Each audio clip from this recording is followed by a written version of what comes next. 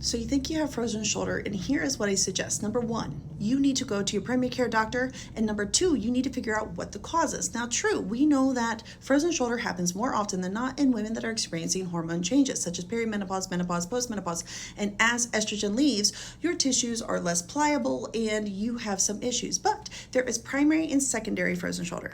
Primary frozen shoulder is the thing that we think of, meaning your hormones have shifted, and so the way your body remodels the capsule of your shoulder, you have some interesting things happening. For instance, in frozen shoulder, your coracohumeral ligament is being really extra, and that lives on top of your bicep tendon, and it is just a mess. One day you wake up and your capsule is frozen, and you can't lift your arm up, and you swear you've done nothing.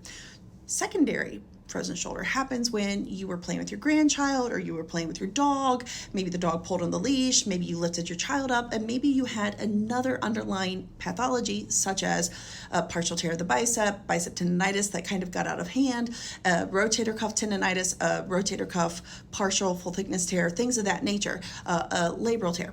You want to get to the bottom if you do have an underlying condition, and then the frozen shoulder came on as a protective mechanism.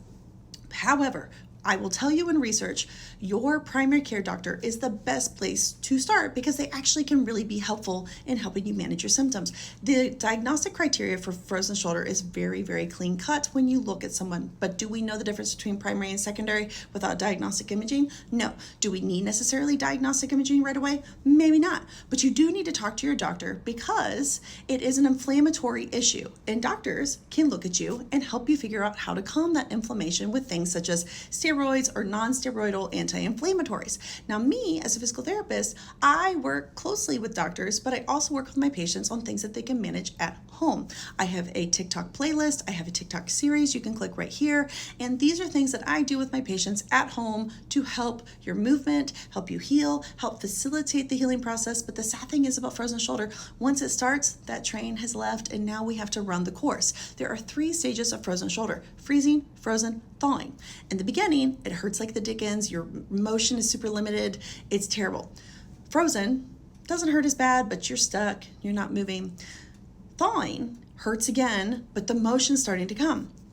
What you do matters because you can speed up and facilitate the healing process. The process still has to run, but I would love for you not to have frozen shoulder for years. Now, I will tell you, your shoulder doesn't normally freeze just because there is something happening. Now, we do have to double check that your thyroid is okay.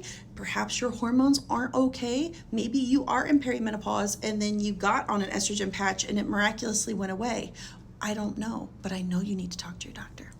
And then come see someone like me, a physical therapist. And no, you don't need a prescription to see a physical therapist. We have direct access, so you can see any of us.